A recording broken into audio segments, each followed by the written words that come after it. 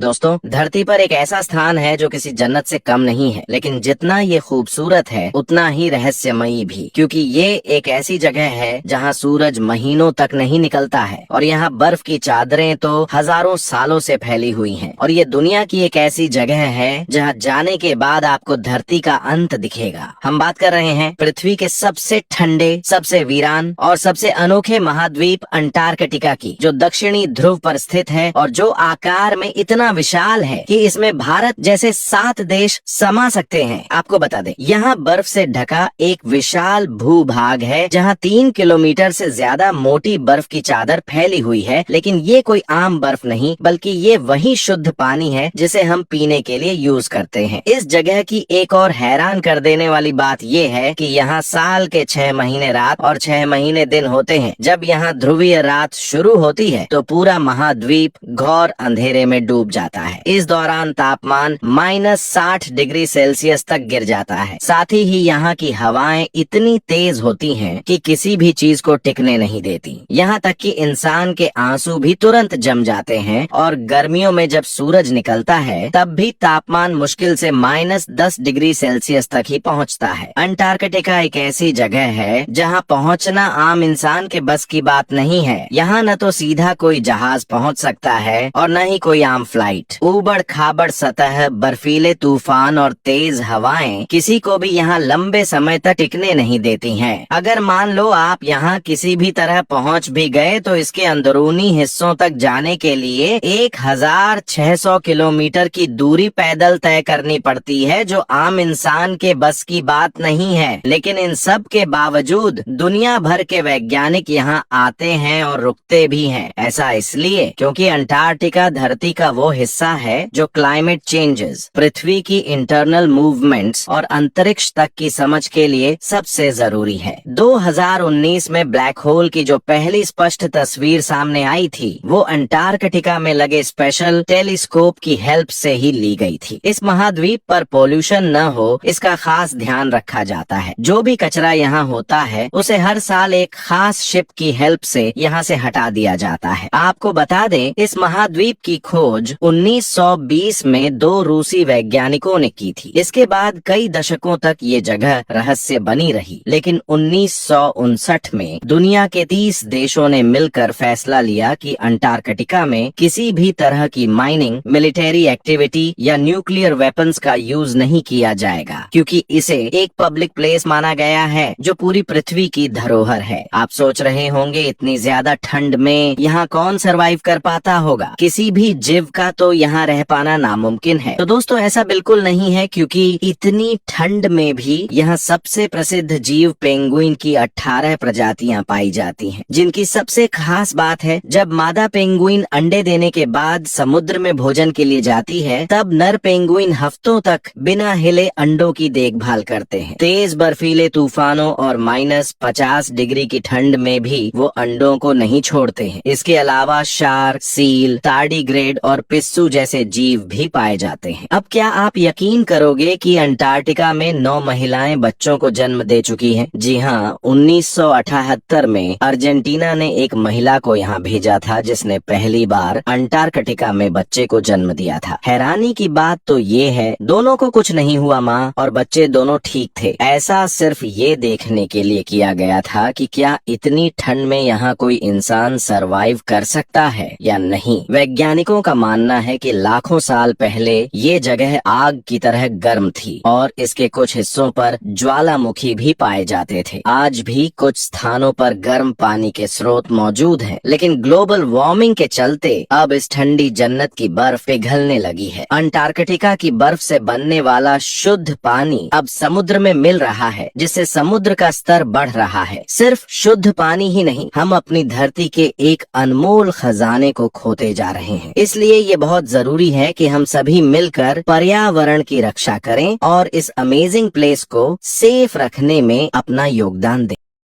ऐसी ही अन्य रोचक जानकारियों के लिए चैनल को सब्सक्राइब और लाइक करें।